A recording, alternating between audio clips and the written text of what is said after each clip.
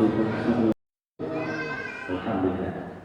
Nahmaduhu wa nasta'inuhu wa nastaghfiruh wa na'udzu billahi min syururi anfusina wa min sayyiati a'malina. May yahdihillahu fala mudilla lahu wa may yudlilhu fala hadiya lahu. Asyhadu an la ilaha illallah wa asyhadu anna sayyidana wa nabiyyana Muhammadan abduhu wa rasuluh la nabiyya ba'da. Rabbi ishrah li sadri wa yassir li amri wahlul 'uqdatam min lisani yafqahu qawli, amma ba'du. Pertama-tama marilah kita panjatkan puji dan syukur kehadirat Allah Subhanahu wa taala atas berkat rahmat hidayah dan perkenannya. Maka pada malam hari ini kita masih bisa berkumpul di masjid yang sama-sama kita cintai ini untuk sama-sama melaksanakan peringatan Isra wal Mi'rajnya Nabi Muhammad sallallahu alaihi wasallam. Salawat serta salam tidak lupa mari sama-sama kita curahkan kepada pemimpin kita Nabi besar Muhammad sallallahu alaihi wasallam. Yang kami hormati Bapak Ketua DKM Al-Amin, Bapak Haji Riu Nindani, Bapak Ketua RW 13 Bapak Solihin Hasono, dan juga kepada para tamu undangan baik itu dari Masjid Al-Ikhlas, Masjid Ar-Royan, dan juga kepada bapak-bapak dan ibu-ibu semuanya yang tidak bisa saya sebutkan satu persatu. Saya ucapkan terima kasih yang sebesar-besarnya. Dan tidak lupa saya juga mengucapkan selamat datang dan terima kasih kepada Al-Mukarram Habib Muhammad Amri Azmakan, ya. Kemarin Pak mohon maaf katanya, karena saya tanya, kok diberikannya ada kan? Ini dari mana nih? Kalau nggak dari Pakistan, katanya dari India ya Pak. Iya, saya itu aja pokoknya, karena diberikannya ada kan. Terima kasih Pak Habib yang telah hadir di tengah-tengah kita. Mudah-mudahan nanti kita sama-sama bisa mendengarkan tausiah atau ceramah yang disampaikan oleh beliau. Bapak Ibu dan hadirin sekalian, saya atas nama Ketua Pelaksana dan juga Ketua DKM Masjid Al-Amin mengucapkan beribu banyak terima kasih kepada Bapak Ibu dan saudara-saudara sekalian yang telah memberikan kontribusinya pada pelaksanaan Isra Mi'raj tahun ini. Saya sangat bangga kepada bapak-bapak dan saudara-saudara semua, wabil khusus kepada Majelis Taklim Al-Amin, ya, yang mungkin saya tidak bisa sebutkan namanya satu-satu, yang begitu gigih untuk mensukseskan acara ini. Terima kasih ibu-ibu semuanya, yang tidak lupa pula kepada Ikrimah yang telah juga berkontribusi dalam suksesnya acara ini. Begitu juga kepada bapak-bapak dan saudara-saudara sekalian, termasuk anak-anak, ya. Saya melihat anak-anak dari tadi senyum sendiri, teringat mungkin 30-40 tahun yang lalu saya juga ada di posisi mereka. Jadi mereka ini sedang merekam memori pelaksanaan Hari Besar Islam. Jadi berikan kesempatan mereka untuk merekam itu semua. Karena manfaatnya ternyata saya sampai sekarang masih bisa mengikuti acara-acara peringatan Hari Besar Islam itu dan kembali teringat kepada 30 atau 40 tahun yang lalu. Biarkan mereka menikmati itu. Juga saya mengucapkan terima kasih kepada saudara-saudara kita yang mungkin pada hari ini tidak bisa hadir. Mudah-mudahan yang sakit disembuhkan, yang berhalangan mudah-mudahan dimudahkan dalam segala urusannya. Saya atas nama pribadi juga atas nama pelaksana peringatan Isra Mi'raj tahun ini tidak akan berpanjang lebar, mengingat waktu sudah jam 9. Jadi saya cukupkan sekian. Terima kasih atas segalanya. Dengan terlaksananya dengan baik pelaksanaan Isra Mi'raj tahun ini, saya sekali lagi mengucapkan beribu banyak terima kasih kepada semua pihak. Kiranya sekian dari saya. Wabillahi taufiq wal hidayah. Oh ya, pesan dari Pak Ketua DKM, barangkali ada bapak-bapak dan ibu-ibu yang ingin mengambil pempek di belakang sana untuk dikumpulkan setiap bulan. Nanti ada petugas setiap propak amal ya dibawa ke rumah, silakan nanti tinggal dicatat namanya siapa, blok mana, RT berapa. Nanti ada petugas yang akan mengambil propak itu setiap sebulan sekali. Semua ini digunakan untuk kemaslahatan masjid yang sangat kita cintai ini, demi pelaksanaan ibadah dan juga segala macam ritual ibadah yang ada di masjid Al ini itu dibiayai dari infak sedekah dari bapak, ibu dan saudara-saudara sekalian. Kiranya dari saya cukup sekian, kurang lebihnya mohon maaf. Billahi taufiq wal hidayah. Assalamualaikum warahmatullahi wabarakatuh. Terima kasih kepada Pak Agus selaku ketua pelaksana Isra Mi'raj Nabi Muhammad SAW pada tahun ini. Dan selanjutnya kita akan masuk ke acara inti kita. Ingat waktu sudah jam 9:01. Insyaallah kondisi oleh guru kita Nabi Muhammad Andriya Semangat. Waktu dan tempat dipersilakan. Sallallahu alaihi Nabi Muhammad.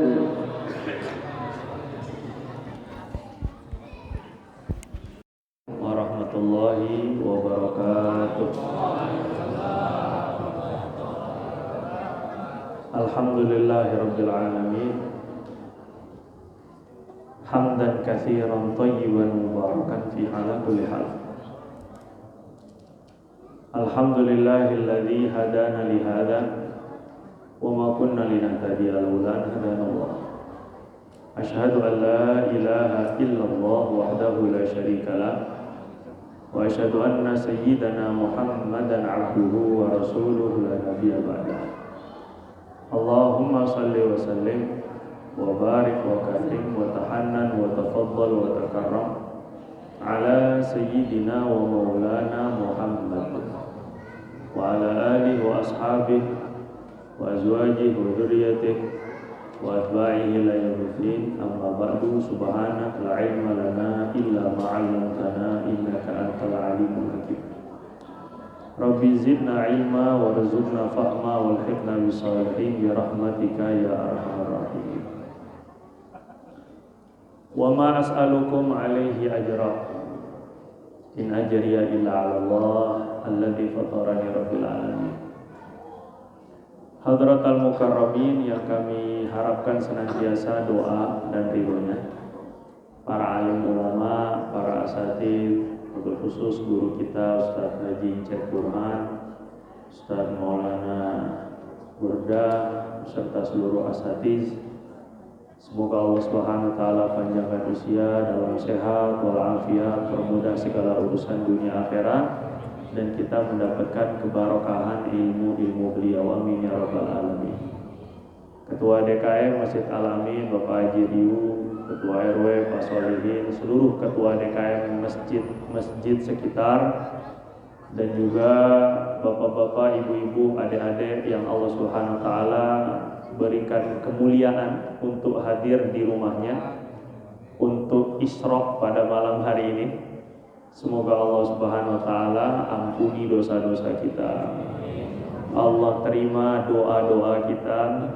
Allah terima majelis kita pada malam hari ini. Allah selesaikan semua masalah-masalah kita. Allah sehatkan badan dan hati kita, dan Allah istiqomahkan kita hingga akhir hayat dalam keadaan husnul khatimah. Amin ya rabbal alamin. Bapak Ibu rahimakumullah, saya hanya minta 40 menit kurang lebih, nggak sampai kurang lebih ya. Saya ingin kita fokus terlebih dahulu. Yang sedang ngemil, tolong cemilannya ditaruh dulu, ditelan dulu maksudnya ya. Kalau nggak ditelan kesian ya.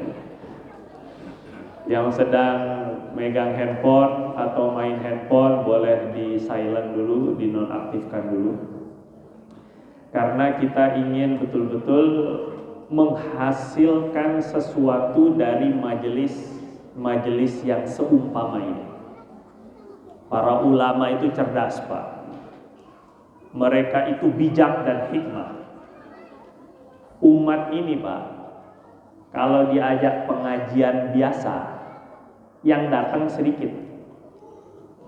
Minggu kemarin saya ngisi juga di sini Pak, dengan kondisi yang beda.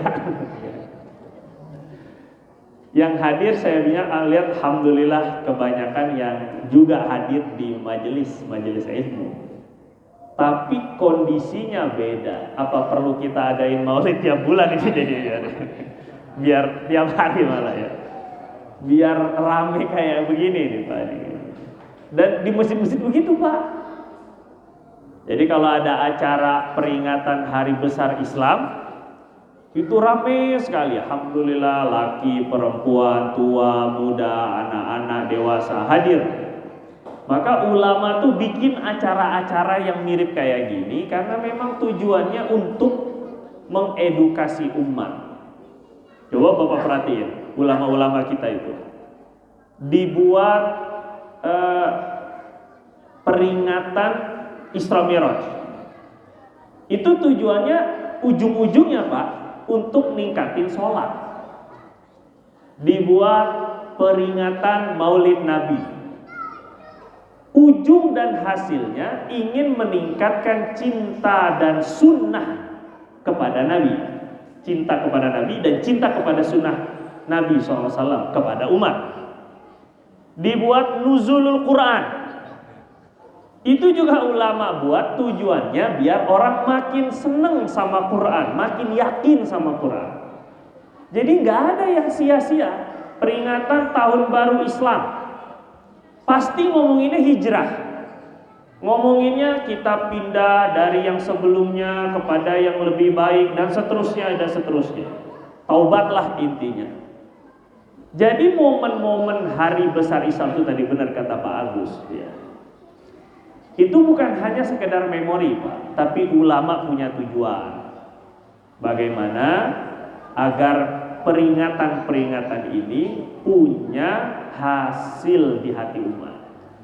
Kalaulah nggak bisa ngaji tiap minggu atau 2 minggu atau tiap bulan, setidaknya mereka ngaji tiap beberapa bulan sekali ketika peringatan hari-hari besar Islam. Walaupun ini ritual Pak, tanda kutip bid'ah, cenah.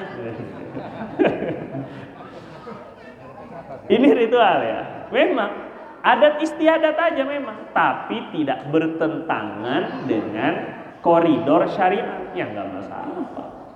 Sama aja kayak kita bikin kurikulum di pondok, kurikulum di sekolah.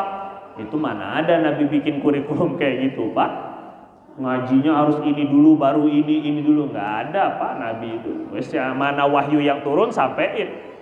Nggak pakai pedigok, nggak usah. Tapi itu sistem bid'ah memang, tapi untuk memperbaiki umat, untuk membuat sistematis di dalam belajar umat. Kembali, jadi kita ingin agar fokus. Pertama ini ya, ini sudah 10 menit, saya buang-buang waktu dulu. Enggak. Ketika Allah Subhanahu Wa Taala melihat Nabi itu terpuruk sekali Pak, 7 tahun dakwah. 7 tahun Pak, dari usia Nabi 40 sampai usia Nabi 47. 7 tahun dakwah, hasilnya nggak signifikan. Yang ikut cuma orang-orang miskin, orang-orang lemah, hamba sahaya, kebanyakannya. Tokoh-tokoh Mekah hampir seluruhnya nolak. Kemudian ditambah lagi, mereka itu sudah mulai makin berani. Walaupun masih ngerem Pak. Pada tahun ke-7 akhirnya mereka udah habis pikir gimana menghentikan dakwah Nabi. Tahun ke-7 sejak Nabi dakwah ya Pak. Berarti usia Nabi 47 tahun. Maka orang-orang Quraisy Mekah bersepakat untuk mengadakan pemboikotan, muqatta'ah.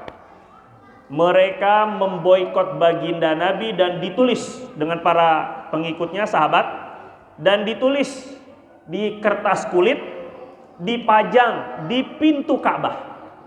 Tidak boleh ada siapapun di antara orang Mekah yang membantu mereka. Enggak boleh ada yang jual beli dengan mereka. Enggak boleh ada yang nikah dengan mereka. Enggak boleh ada yang ngajak bicara dengan mereka. La ilaha illallah.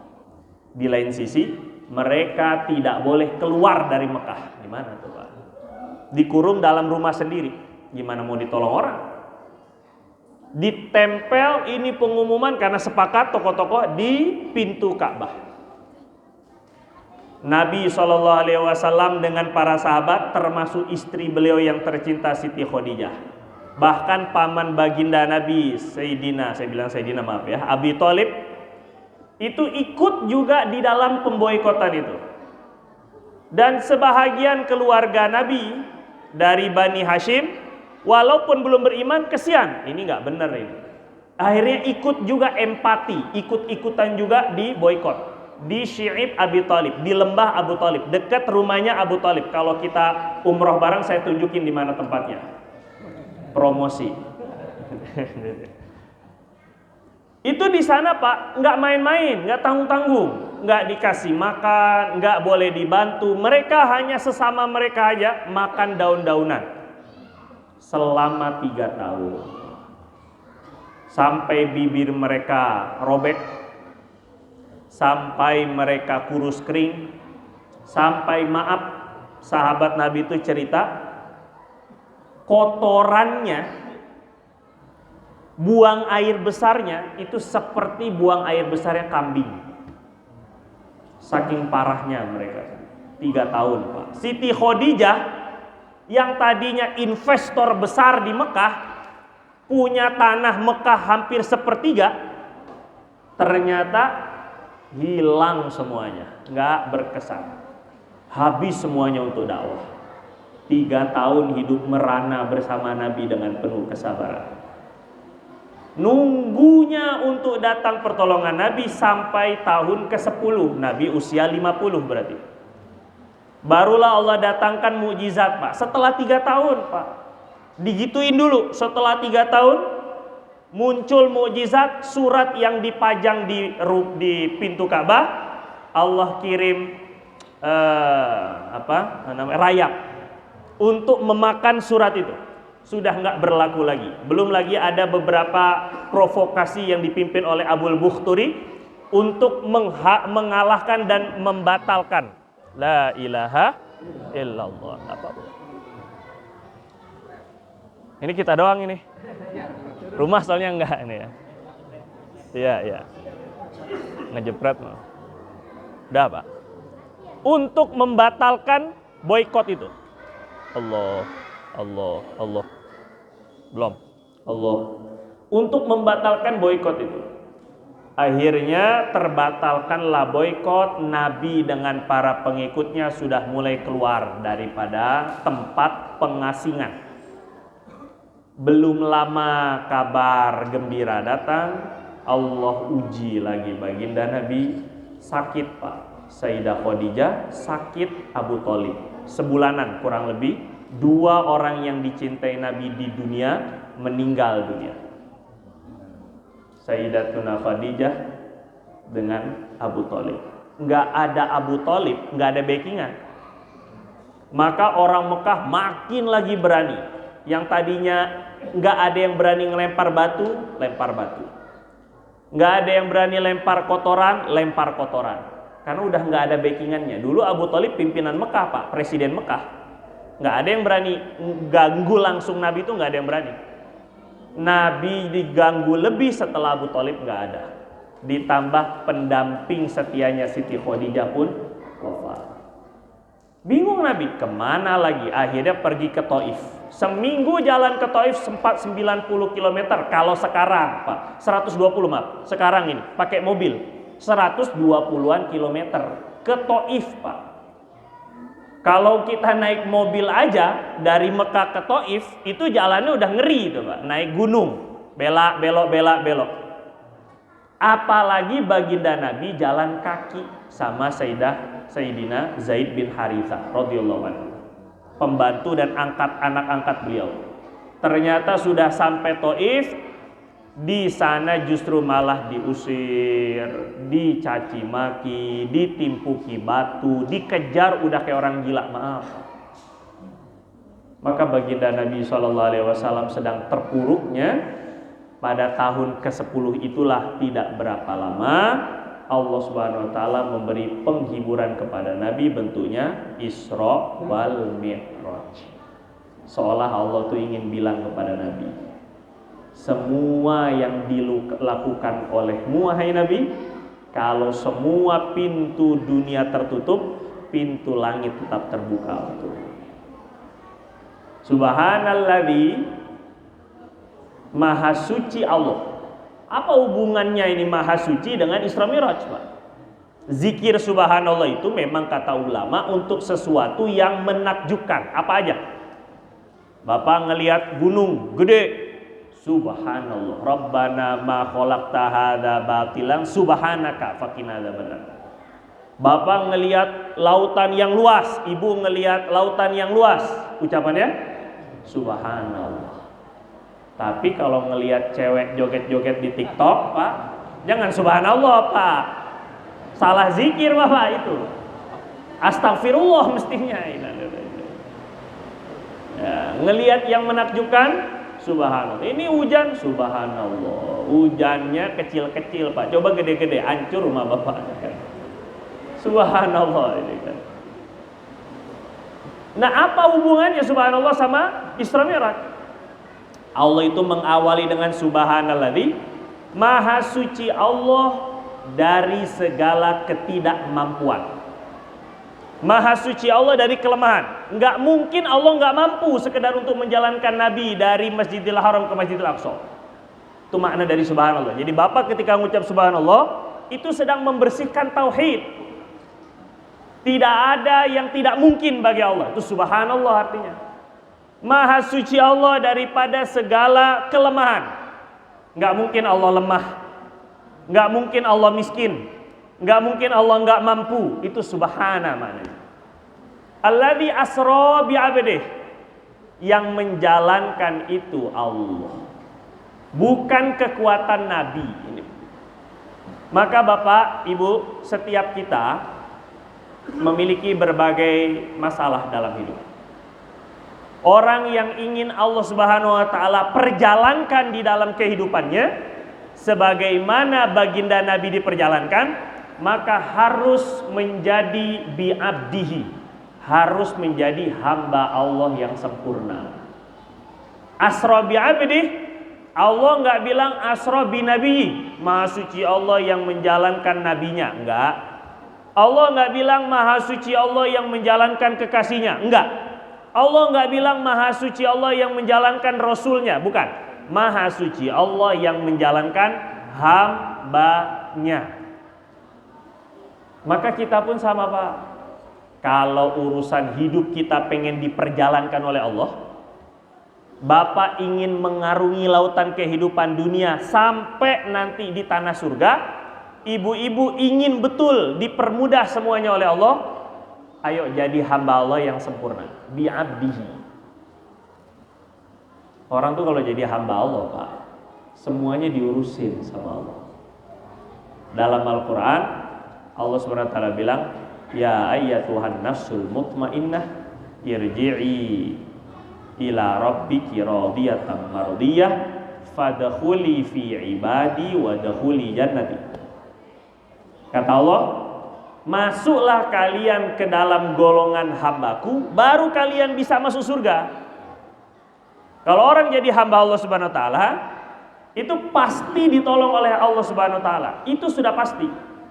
Dalam Al-Qur'an Allah Subhanahu wa taala bilang, salamun ala nuhin fil alamin, innahu min ibadina sholihin. Selamat untuk Nuh dari banjir bandang, karena dia itu hamba kami. Hamba apa? Jadi hamba dulu, baru diperjalankan sama Allah SWT, Bu. Nah, hamba itu sulit digoda oleh setan. Kalau jadi hamba Allah, sama Allah dilindungi dari setan. Inna ibadi laisa laka alaihim sultan. Setan, kata Allah. Tan, kata Allah, Pak. Sesungguhnya hambaku itu nggak mungkin bisa kamu goda. Kalau udah jadi hamba Allah, Pak, sama Allah tuh dijaga, setan nggak bisa goda. Ini enaknya jadi hamba. Jadi kalau mau jadi hamba syaratnya 3. 1, hamba tidak boleh merasa memiliki. Tubuh kita punya siapa, Pak? Punya Allah. Istri kita punya siapa, Pak? Suami kita punya siapa, Bu? Nah, biarkan dilepas ya, Bu. Anak kita punya siapa, Pak?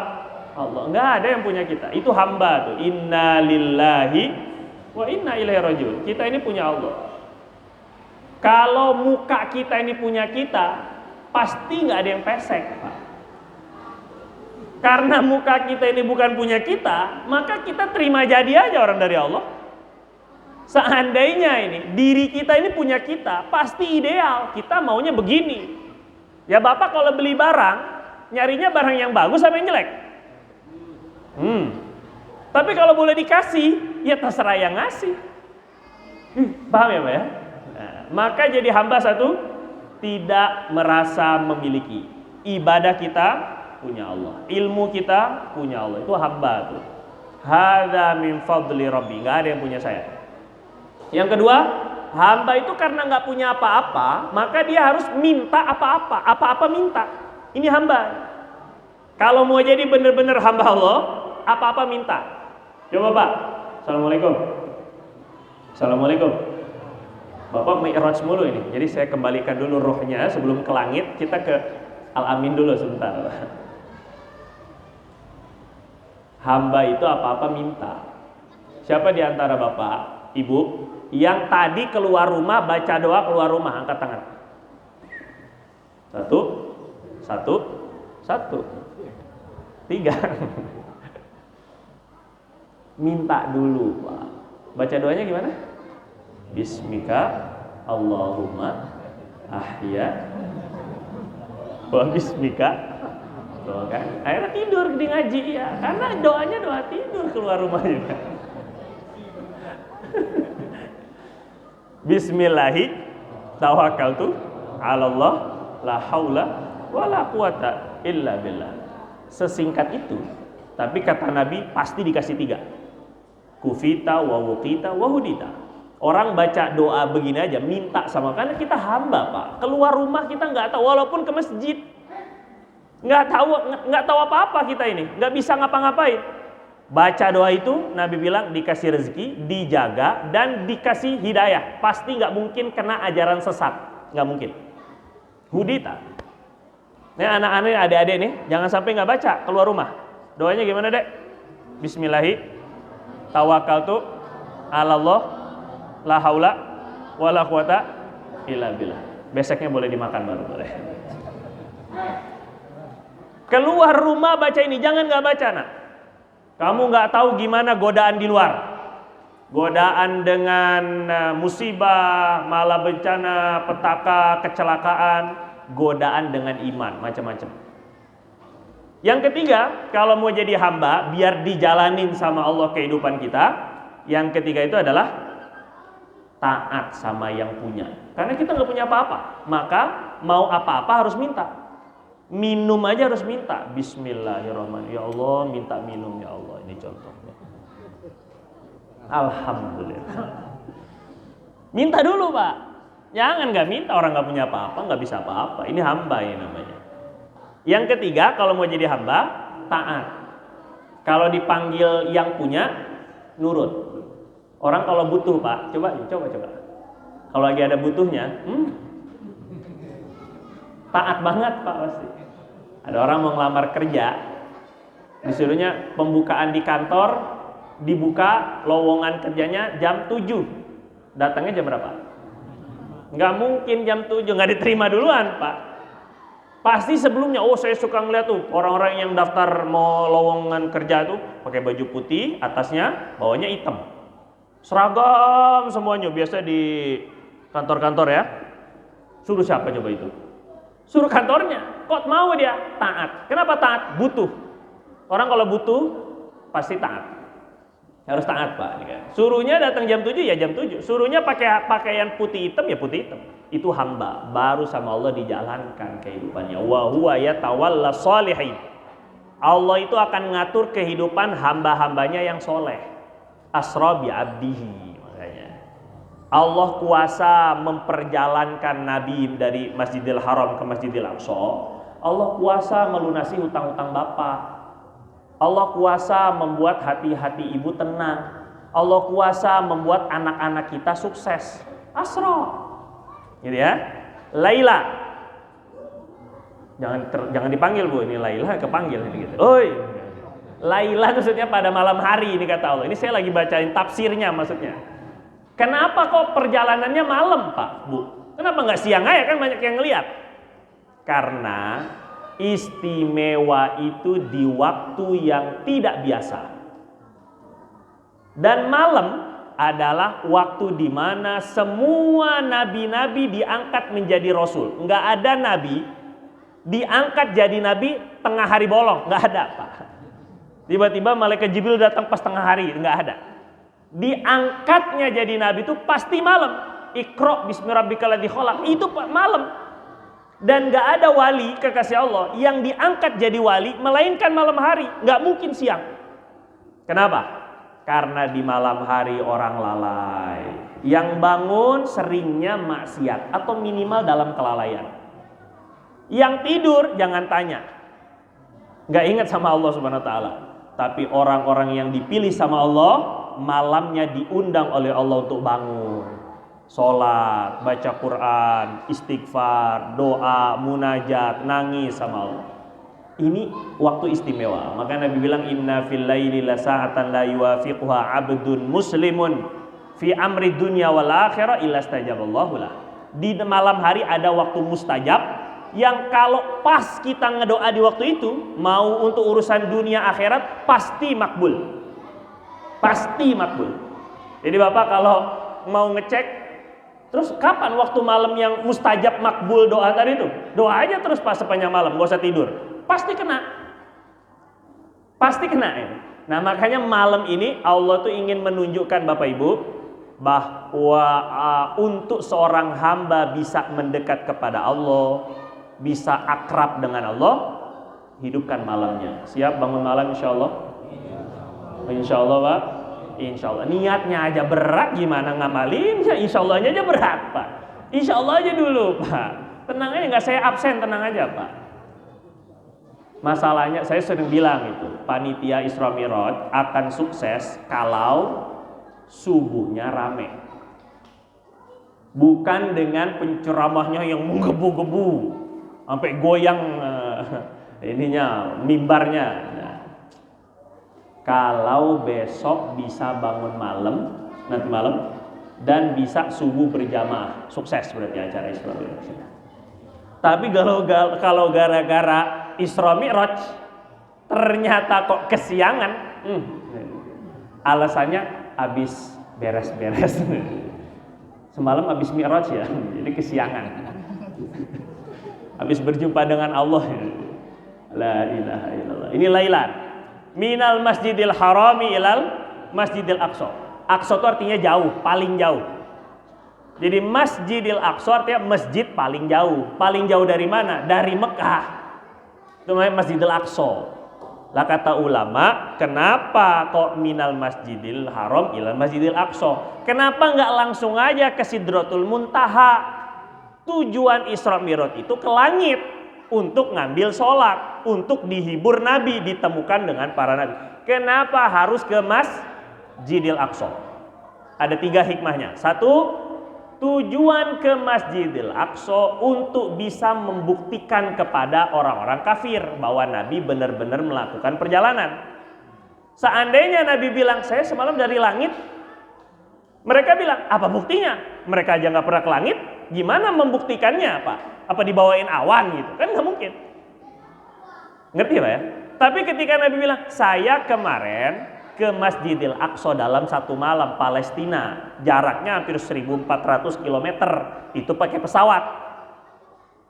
Nggak mungkin mereka baru bisa tanya karena sudah banyak yang melakukan perjalanan untuk ekspor impor ke Syam, ke Palestina zaman dulu, sehingga mereka udah tahu Masjidil Aqsa. Mereka ngetesnya nanya, pintunya berapa? Tiangnya berapa? Jendelanya berapa? Lah ini malam Pak, dan Nabi mana bisa ngitungin itu. Bapak ditanya coba, Al-Amin kerannya berapa? Itu aja nggak bisa jawab, padahal tiap hari kita sholat di Al-Amin. Coba, gimana baginda Nabi yang malam-malam tujuannya bukan untuk ngitungin tiang Pak. Jadi kata Habib Abu Bakar Al-Adri itu, saya tadi ingat begini tadi. Orang kafir itu ketika datang ke tempat-tempat mustajab, tempat-tempat keagungan, itu sibuk mikirin bangunan zohir. Sedangkan orang beriman, dia sibuknya dengan ruhaninya, hatinya. Kebanyakan orang Pak, dia datang ke Mekah sibuk melihat, gedung-gedung tinggi, ada menara Zamzam Tower, banyak toko emas.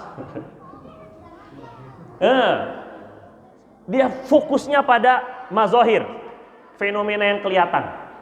Dia nggak fokus pada hatinya. Nah, baginda Nabi itu nggak fokus sama jendelanya, berapa jendelanya, pakai bugi apa enggak maksudnya, atau pakai eskalator apa enggak, liftnya enggak ada. Akhirnya Allah perlihatkan gambarannya, video Masjidil Aqsa, baru Nabi bisa jawab. Ini satu hikmahnya. Jadi ke Masjidil Aqsa untuk membuktikan bahwa Nabi benar-benar melakukannya. Yang kedua, ke Masjidil Aqsa itu tujuannya karena Masjidil Aqsa tempat berkumpulnya, tempat sumbernya para nabi-nabi terdahulu. Jadi tujuan Nabi itu ke sana Pak, itu untuk menyambungkan diri dengan nabi-nabi terdahulu. Kita ambil pelajarannya, Bapak kalau ngaji nggak cukup hanya semata-mata dengan YouTube, dengan Google, nggak cukup. Harus nyambung sama ulama-ulama terdahulu datang. Harus nyambung sama sanad namanya, mata rantai keilmuan guru kita. Gurunya belajar dari siapa? Gurunya dari siapa? Gurunya dari siapa? Itu namanya salaf, baru benar. Karena ada sambungnya sama salaf. Baginda Nabi itu diajarin ke sana untuk nyambung Pak. Sebab kalau dari jalur Nabi Ishak, Nabi Ibrahim, Nabi Ishak, Nabi Yakub punya 12 anak, Nabi semua tuh, turunannya Bani Israel. Kebanyakan Nabi. Sedangkan dari jalur Ismail, Nabi Ibrahim, Nabi Ismail, Qaidar, Haidar, terus ke bawah nggak ada Nabi Pak. Tiba-tiba ada baginda Nabi SAW, Nabi akhir zaman, keturunan dari Bani Ismail. Ngerti ya Pak ya? Nah maka Nabi ingin disambungkan dengan saudara-saudara kakeknya, termasuk para Nabi terdahulu. Ini tujuannya talaqi namanya. Ada pertemuan dengan guru. Nggak cuma lewat ini.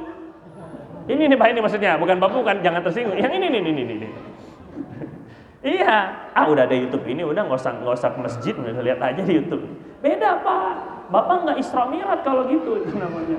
Itu namanya nonton doang Isra Mi'raj. Terus yang ketiga, hikmahnya dari Masjidil Haram ke Masjidil Aqsa, Allah tuh ingin ngasih tahu ke ibu-ibu, ke bapak-bapak, nggak bisa mendekati Allah, taqarrub kepada Allah, nggak bisa mendekati Allah, dapat cintanya Allah, melainkan harus punya hubungan dengan masjid. Dari masjid ke masjid baru bisa ke langit. Bisa paham sampai sini Pak? Maka hidupkan masjidnya, baru bisa dicintai. Bohong kalau ada orang bilang, saya semalam baru diangkat jadi wali ya, wali murid. Saya semalam alhamdulillah ya, saya baru ditemui Jibril ya, diangkat menjadi Imam Mahdi. Padahal ke masjid nggak pernah. Bohong. Kalau ke masjid aja Bapak ngaku Mahdi aja nggak terima saya. Apalagi tiba-tiba ujuk-ujuk jadi nabi palsu. Ada. Ke masjid nggak pernah. La ilaha illallah. Ngajinya sendiri-sendiri aja, seumpet-ngumpet aja. La ilaha. Nggak mungkin Pak. Kalau mau jadi kekasih Allah harus dari masjid ke masjid, baru bisa hubungan dengan Allah. Alladzi barokna haulah, Masjidil Aqsa yang kami berkahi sekitarnya. Pak, kalau masjid kita hidupkan, dakwahnya, taklimnya, ibadahnya, khidmatnya, maka pasti akan ada berkah di sekitar masjid. Alladzi barokna haulah, ini pasti Pak.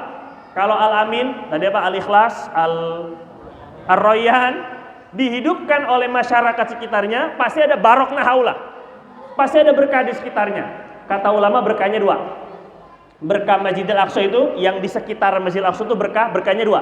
Satu, banyak nabi-nabi di sekitar situ. Yang kedua, berkah tanahnya subur. Artinya apa Pak? Kalau masjid itu dihidupkan, ibu-ibu, bapak-bapak, maka berkah kita ini dapat dua. Berkah zohir, rezekinya naik, pasti Pak. Yang kedua, berkah batin, banyak calon-calon ulama muncul. Akan banyak orang-orang soleh muncul di sekitar masjid kita kalau masjidnya kita hidupkan. Siap insyaallah Pak ya? Insyaallah. Alladzi barokna haulah linuriyahu min ayatina. Tujuannya kami perjalankan Nabi untuk kami perlihatkan kepada baginda Nabi tanda-tanda kekuasaan kami. Apa aja diperlihatkan kepada Nabi? Dimulai dari dibelah dada sebelum diterbangkan, sebelum diperjalankan, dibelah dada dulu Pak, dicuci lagi. Kemudian dinaikkan buraq, itu udah ajaib tuh. Sekali ngelihat langsung sampai. Sekali buka mata langsung sampai kepada tempat paling ujung matanya. Kayak apa itu Pak, nggak tahu dah. Kemudian dengan yang dilihat sepanjang perjalanan, mulai Nabi itu ke tempat-tempat berkah. Nabi itu Pak diajak jalan-jalannya kemana? Ziarah.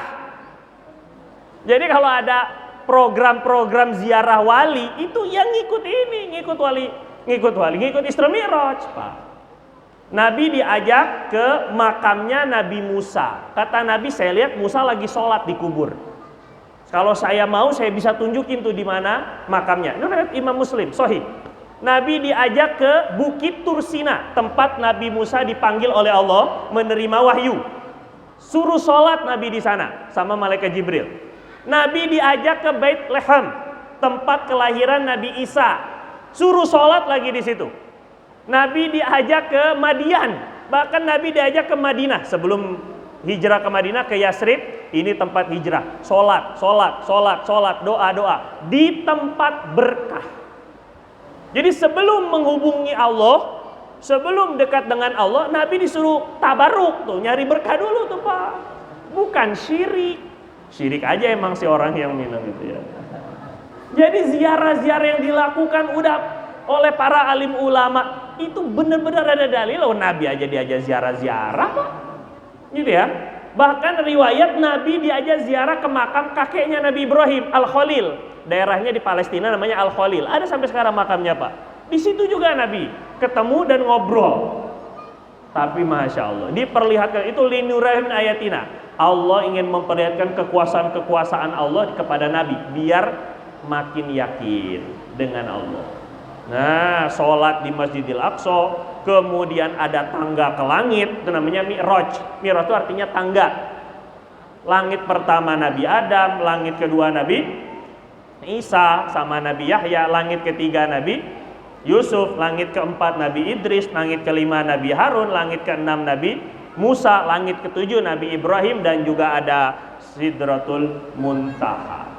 Jadi semua ini tujuannya biar Nabi senang, mulai ada jazbah, semangat lagi dalam dakwah dan yakin kepada Allah. Maka kita Isra wal Mi'raj, setelah kita sudah menyaksikan dan juga sudah mendengarkan bagaimana apa yang Allah jelaskan dalam surat Al-Isra, innahu huwas samiul basir. Ditutup sama Allah, sesungguhnya Allah itu maha mendengar setiap rintihan kesulitan Nabi. Al-Basir, sesungguhnya Allah itu melihat sekali kesulitan yang Nabi alami. Bukan Allah buta Pak dengan kesulitan kita, tapi Allah berikan waktu yang tepat untuk memberikan jalan keluar semuanya.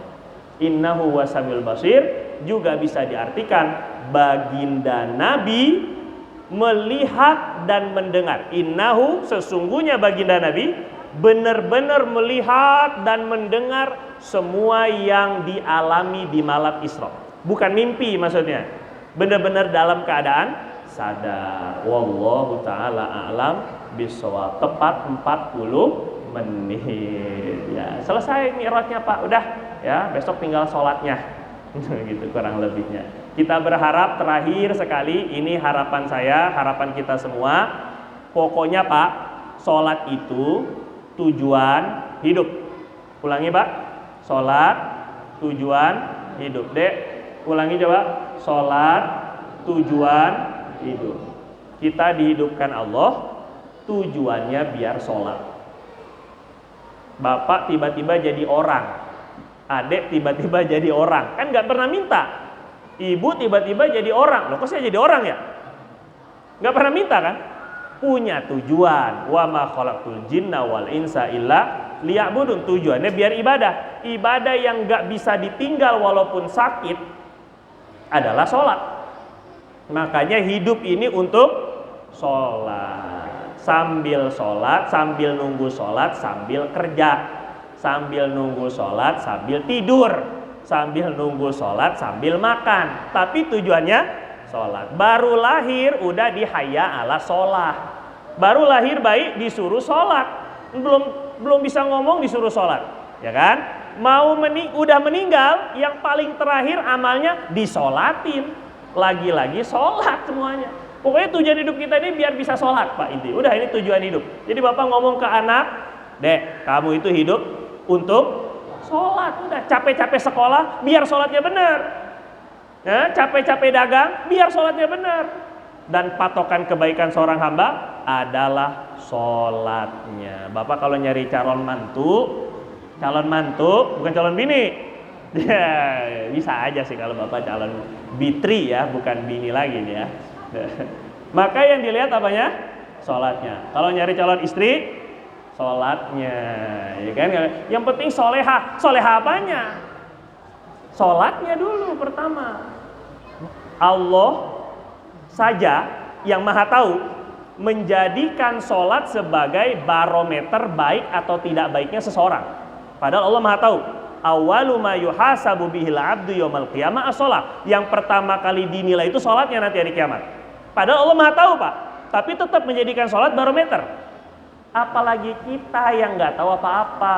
Jadi jangan ikut-ikutan. Ada pelawak bilang, pemimpin, ada rakyat yang milih pemimpin karena rajin sholat. Terus diketawain.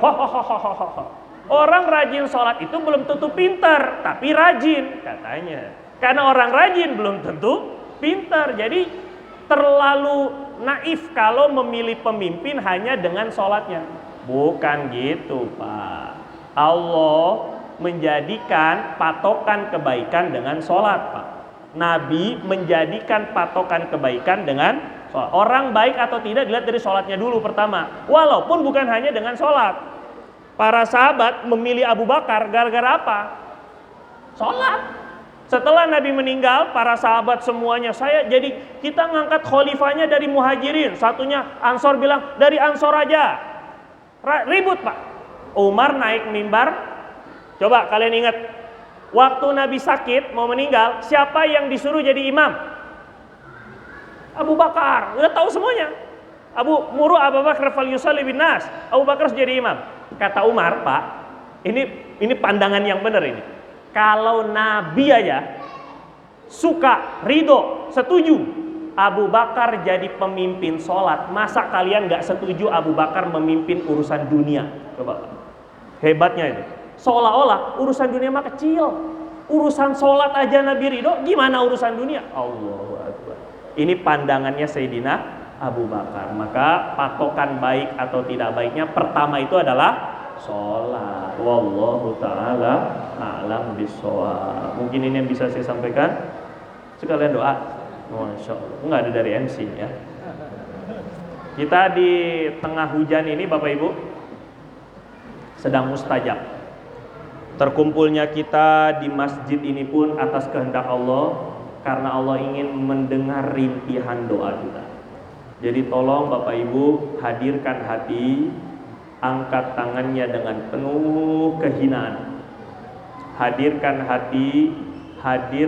hati, tundukkan kepala, angkat tangannya, pejamkan matanya. Karena mata kita adalah mata yang senantiasa teruji dengan dunia. Maka minta sama Allah, kita ingin dihadirkan, dipandang, ditatap oleh Allah dengan pandangan kasih sayang. Nastaghfirullahaladzim, nastaghfirullahaladzim, nastaghfirullahaladzim, wa natubu ilaih. Bismillahirrahmanirrahim. Alhamdulillahi rabbil alamin. Hamdan yuafi ni'amahu wa yukafi mazidah. Ya Allah, segala puji, segala syukur hanya kami haturkan padamu ya Allah. Sebanyak nikmat-nikmat yang telah Kau berikan pada kami ya Allah. Segala puji hanya milikmu, segala kebaikan hanya di tanganmu ya Allah. Kama yanbaghi li jalali wajhika wa 'azimi sultanik. Allahumma salli wa sallim wa barik wa karrim wa tahannan wa tafaddal wa takarram ala sayyidina wa maulana Muhammad wa ala alihi wa ashabihi wa azwajihi wa dhurriyyatihi adada khalqik wa ridha nafsik wa zinata arsyik wa midada kalimatik. Ya Rabb, terima kasih karena telah menutupi aib-aib dan maksiat yang kami lakukan ya Allah. Terima kasih karena masih memberi kami kesempatan untuk memperbaiki diri dan taubat dan tidak Kau cabut nyawa kami ketika melakukan dosa ya Allah. Terima kasih karena tidak membongkar maksiat, dosa-dosa yang kami sembunyikan di hadapan makhluk-Mu ya Allah. Terima kasih atas segala nikmat yang walaupun kurang kami syukuri ya Allah. Ya Rabb, sampaikan sholawat kami kepada Nabi, sampaikan rindu kami kepada baginda, sampaikan salam tulus ikhlas daripada kami untuk Nabi yang mulia, yang walaupun kami belum mampu membahagiakannya, yang walaupun kami senantiasa mengecewakannya, yang walaupun berapa sunnah-sunnah Nabi yang kami tinggalkan ya Allah. Sampaikan salam padanya dan mohon pada baginda tidak melupakan kami besok pada hari kiamat. Mohon syafaat Nabi diberikan untuk kami. Ya Rasulullah, assalatu wassalamu alaika ya sayyidi ya Rasulullah, khudh bi aidina qallat hilatuna adrikna. Duhai Rasul, suatu saat jika kita berjumpa ya Allah, jangan Kau marah, jangan Kau berpaling dari kami wahai Rasul. Genggam tangan kami erat-erat, jangan Kau lepaskan hingga ke dalam neraka ya Rasul. Ya Rasul, yang walaupun kami banyak maksiat dengan tangan kami, namun tangan kami rindu untuk memegang tangan-Mu yang lembut. Yang walaupun mata kami penuh kehinaan dan dosa, namun kami rindu menatap wajah-Mu yang cerah. Yang walaupun badan kami berlumuran dosa, namun hati ini rindu untuk memeluk tubuh-Mu yang hangat ya Rasulullah. La tahrimna min syafa'atik. Jangan Kau halang kami dari mendapatkan syafaat-Mu besok pada hari kiamat ya Rasul. Rabbana zalamna anfusana wa illam taghfir lana wa tarhamna lanakunanna minal khasirin. Ya Rabb, kami akui diri kami ini zalim ya Allah. Zalim dengan mata kami menatap yang hal-hal yang diharamkan. Zalim dengan mata kami menatap saudara-saudara kami dengan kehinaan. Zalim kami dengan mata kami mengagungkan dunia berlebihan. Zalim kami ya Allah dengan lisan dan lidah kami, berapa banyak kata-kata yang menyakiti hati saudara kami ya Allah. Berapa banyak kalimat-kalimat yang menyakiti hati orang tua kami ya Allah. Berapa banyak dusta yang sudah pernah kami lantunkan.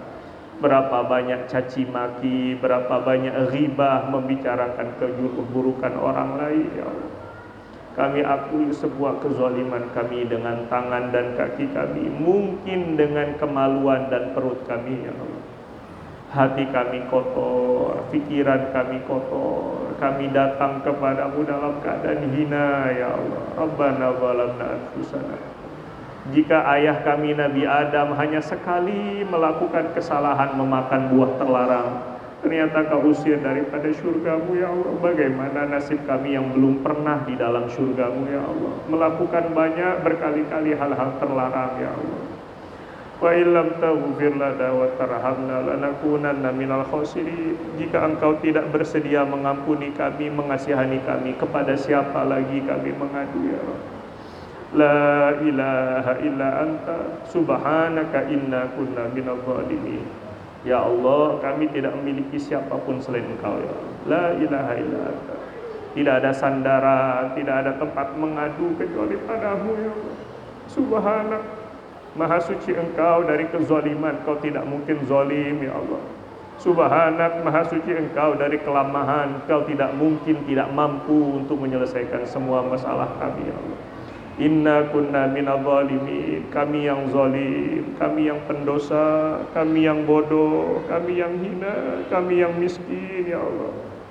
Ya Rabb, abduka baina yadaik, abdukal faqir baina yadaik, abdukal dhaif baina yadaik, abdukal asi yarji'u ilaik. Wahai Allah, hamba-hambamu yang miskin ada di depanmu saat ini Allah. Hamba-hambamu yang lemah ada di hadapanmu saat ini ya Allah. Hamba-hambamu yang bermaksiat ingin kembali kepadamu ya Allah. Allahumma ya Rabb, Rabbana ighfir lana wa liwalidina warhamhum kama rabbawna shighara. Bapak Ibu, hadirkan, bayangkan wajah orang tua kita, kerutan-kerutan di wajahnya ketika beliau masih hidup atau bahkan yang sudah wafat. Ya Rabb, ampuni kedua orang tua kami, mertua kami, guru-guru kami ya Allah. Mereka hanya manusia biasa ya Allah, pasti pernah melakukan kesalahan ya Allah. Dengan sulitnya mereka mengasuh dan mendidik kami ya Rabb semasa kecil, jangan Kau persulit kembali kehidupannya di dalam kubur. Jangan Kau persulit kembali di alam mahsyar ya Allah.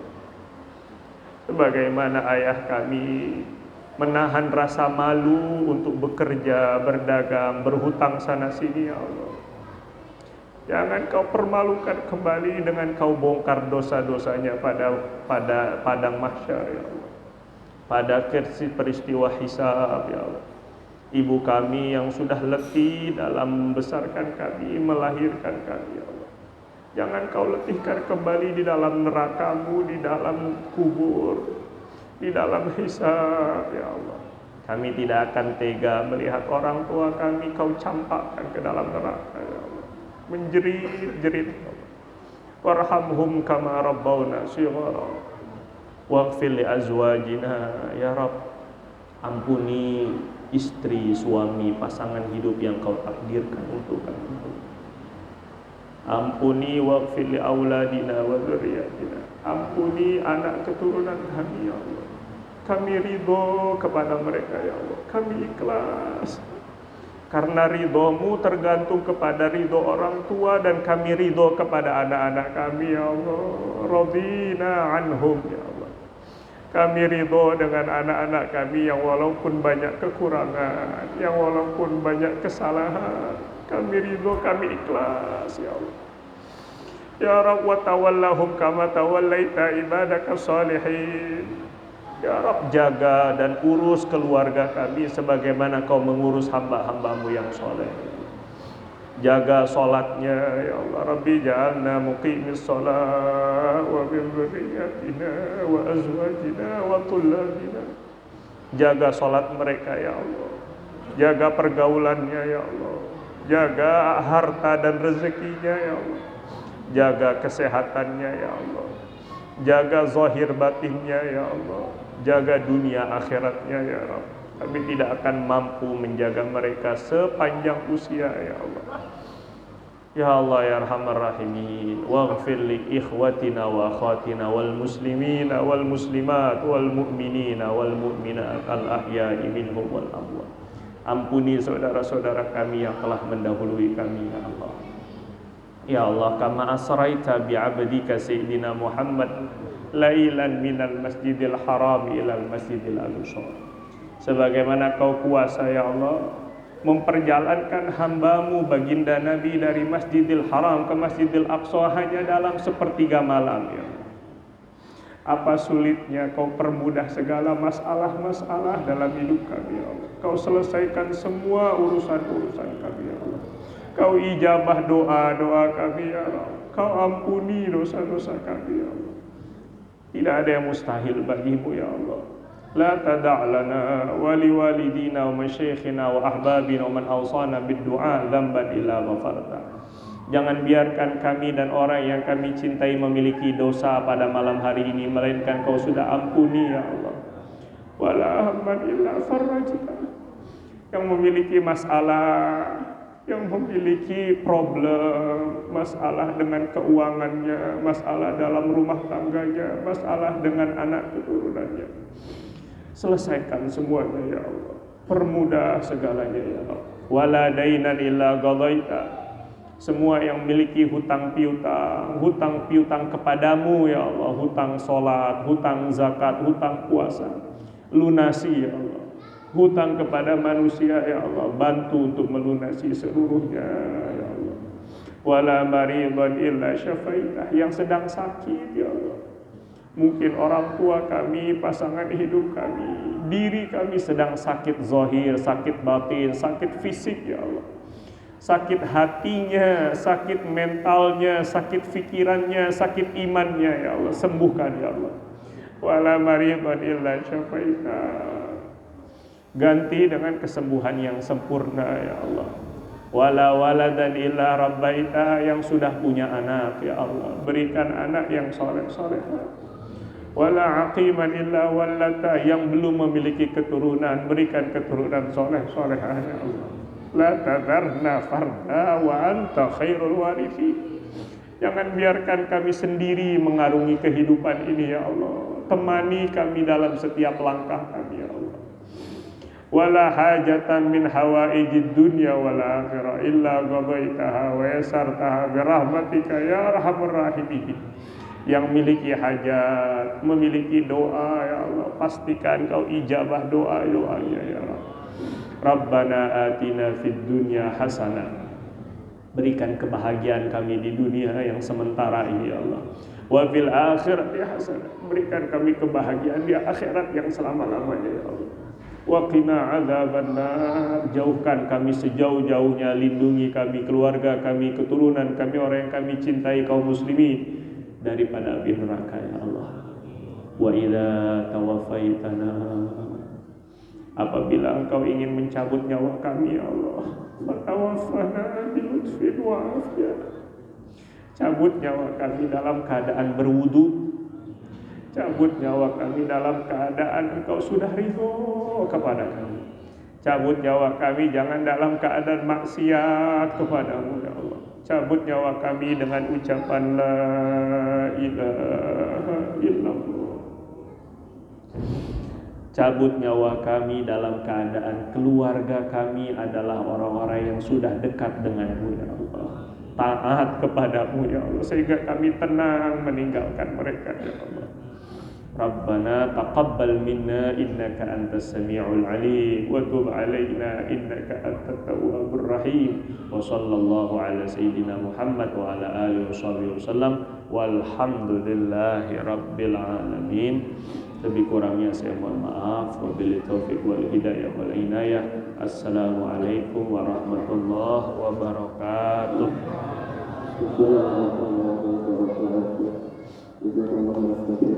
Kepada kami Muhammad kami yang berbahagia yang memberikan tausiah kepada kita dan juga dengan doa semoga Anda sampaikan jadi tambah ilmu untuk kita semuanya. Dan berakhir pula kegiatan Isra Mi'raj pada malam hari ini. Mengucapkan terima kasih kepada seluruh pihak yang telah membantu acara ini, para jamaah. Terima kasih atas kehadirannya. Mohon maaf apabila ada kekurangan dan kesalahan. Wallahu a'lam bishawab. Assalamualaikum warahmatullahi wabarakatuh.